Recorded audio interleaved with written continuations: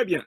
Le président Emmanuel Macron, intervenant aujourd'hui à l'Élysée, dit qu'il va apporter une nouvelle relation politique avec l'Afrique à travers ceci que désormais, il va pratiquer le pragmatisme.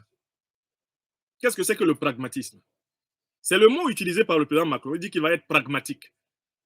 Que les relations politiques franco-africaines étaient encore toujours ici, guidées par le modèle selon lequel c'est la France qui doit tout faire. C'est la France qui rédige les constitutions, c'est la France qui envoie les constitutionnalistes pour changer les constitutions, c'est la France qui choisit les élites, c'est la France qui les sélectionne, c'est la France qui soutient les présidents vomis par leur peuple ou qui impose de nouveaux présidents. Non, désormais, Emmanuel Macron dit qu'il va pratiquer un modèle pragmatique, le pragmatisme. Le mot-clé de la politique, la nouvelle politique africaine de Macron, c'est le pragmatisme. Mais en fait, il ne faut pas se cacher derrière les mots. Que signifie la notion de pragmatisme? Qu'est-ce qu'il y a de nouveau dans la notion de pragmatisme? D'un côté, on pourrait penser que le pragmatisme, c'est le fait de s'en tenir essentiellement aux affaires qu'on peut faire avec les Africains, sans avoir la prétention de leur faire la morale. N'est-ce pas? Ça serait ça le pragmatisme, n'est-ce pas? Mais en effet, que demandent les dictateurs? Que demandent les pires dictateurs africains? Ils demandent que la France coopère avec eux pour ce qui les intéresse, eux, et qu'elle leur permette de faire ce qu'ils veulent de leur peuple. C'est ça le pragmatisme. Le pragmatisme, en fait, c'est une philosophie qui consiste à faire tout ce qui est nécessaire pour réussir, pour atteindre l'objectif qu'on s'est fixé. C'est une philosophie de l'efficacité. Alors, il y a des pays dans lesquels ce sera efficace d'aider un dictateur. Il y a des pays dans lesquels ce sera efficace de favoriser un coup d'État. Il y a des pays dans lesquels ce sera efficace de favoriser la répression des opposants. Puisque le pragmatisme, c'est une philosophie dans laquelle tous les moyens sont bons pourvu qu'ils soient efficaces. C'est ça la définition.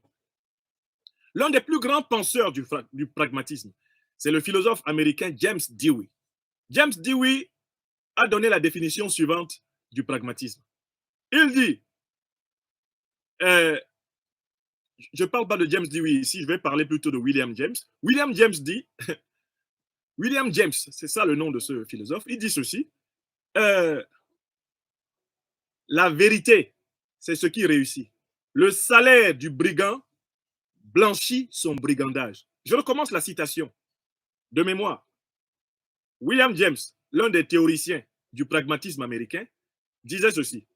La vérité, c'est ce qui réussit. Le salaire du brigand blanchit son brigandage. Que veut dire William James? Il veut dire que pour quelqu'un qui est pragmatique, tous les coups sont permis. L'essentiel est qu'il réussisse. Ça veut dire que si la France veut l'uranium du Niger et que pour l'avoir presque gratuitement ou gratuitement, il vaut mieux imposer Bazoum et la fraude électorale, ben on va imposer Bazoum et la fraude électorale.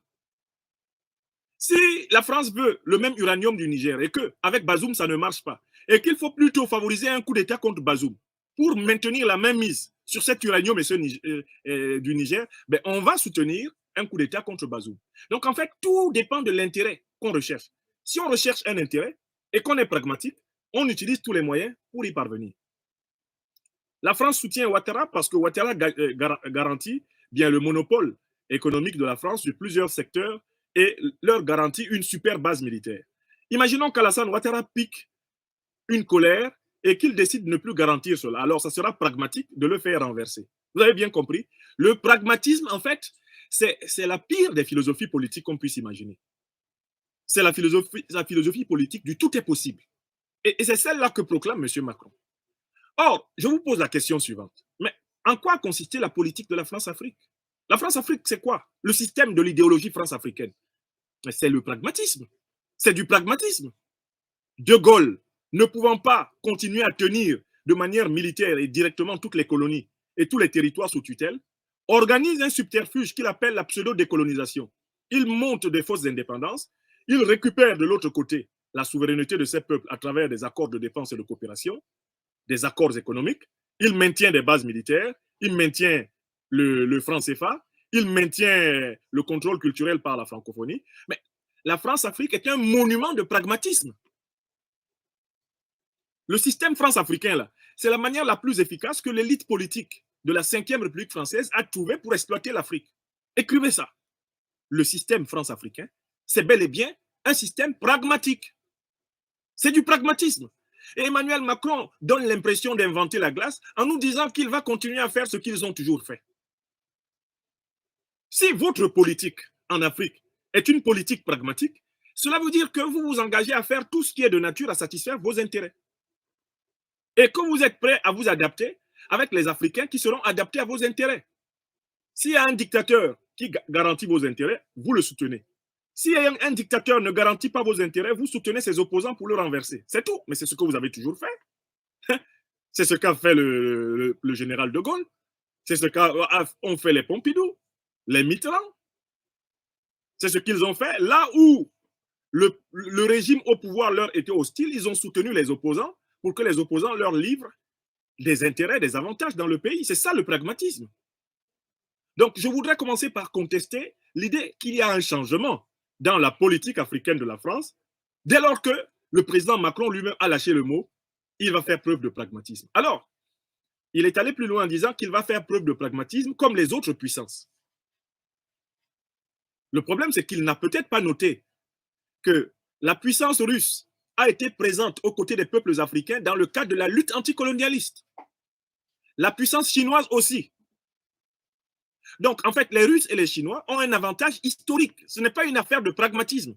Ils ont été compagnons des luttes de libération africaines. Alors que la France était du côté de la domination de l'Afrique, mais la Russie, la Chine, le bloc socialiste était du côté du soutien au mouvement de libération. C'est une différence de taille qui fait que la différence entre la France et la Russie, par exemple, en Afrique, ce n'est pas simplement une différence en matière de pragmatisme. La Russie n'est pas plus pragmatique que la France. Ce n'est pas là la différence. La différence est la suivante. Les Africains ne se souviennent pas d'avoir été esclavagisés, colonisés, néocolonisés par la Russie ni par la Chine. Ils se souviennent bien au contraire que lorsque des mouvements de libération s'étaient levés, eh bien, dans le hinterland africain, pour combattre les puissances coloniales françaises, anglaises, portugaises, espagnoles, italiennes, qui soutenaient les Africains? Eh bien, ce sont les Soviétiques, ce sont les Chinois, ce sont les Cubains. Donc, l'erreur que commet le président Macron, c'est de ne pas se rendre compte que le mal est plus profond qu'une simple affaire de politique commerciale. La différence entre les relations russo-africaines, les relations sino-africaines et les relations occidentalo-africaines, en tout cas franco-africaines, c'est que les relations franco-africaines ont un passif très lourd. La traite négrière, la colonisation, la néocolonisation, la pseudo-décolonisation, c'est ça le passif lourd des relations franco-africaines. Ce passif lourd-là, la Chine ne l'a pas. Non pas parce que la Chine n'était pas là, mais parce que la Chine a choisi de soutenir les mouvements d'indépendance. Ce passif-là, la Russie et précédemment l'Union soviétique ne l'a pas, parce que l'Union soviétique et la Russie s'étaient rangées justement du côté des mouvements de libération, justement contre les puissances coloniales. Donc Emmanuel Macron, ici, en choisissant le pragmatisme comme nouvelle philosophie politique de la France en Afrique, ne fait que confirmer ce que la France a toujours fait. Car en fait, ce que condamne, par exemple, le chef de la diplomatie malienne, c'est justement ce que le président Macron appelle pragmatisme. Abdoulaye Diop a appelé ça le mercantilisme. Il dit nos relations économiques, nos relations politiques, nos relations avec nos grands alliés ne sont pas des relations purement mercantilistes. Ce n'est pas une simple affaire d'argent. Ce sont des relations qui sont basées sur un certain nombre de principes, comme la souveraineté, comme le droit de choisir librement nos partenaires, le droit de choisir librement nos partenaires, comme le droit de défendre nos intérêts vitaux. La trilogie eh bien, de la gouvernance malienne. Si vous avez un ami qui est purement pragmatique, mais un ami qui est purement pragmatique, c'est un ami qui va chercher des solutions qui l'arrangent chez vous. Si vous ne faites pas partie des solutions qui l'arrangent, il va chercher des solutions qui vous dérangent. Il faut que vous compreniez que le pragmatisme, en réalité, c'est la politique caméléonique, c'est la politique des caméléons. Puisque le pragmatique ne recherche que ses propres intérêts.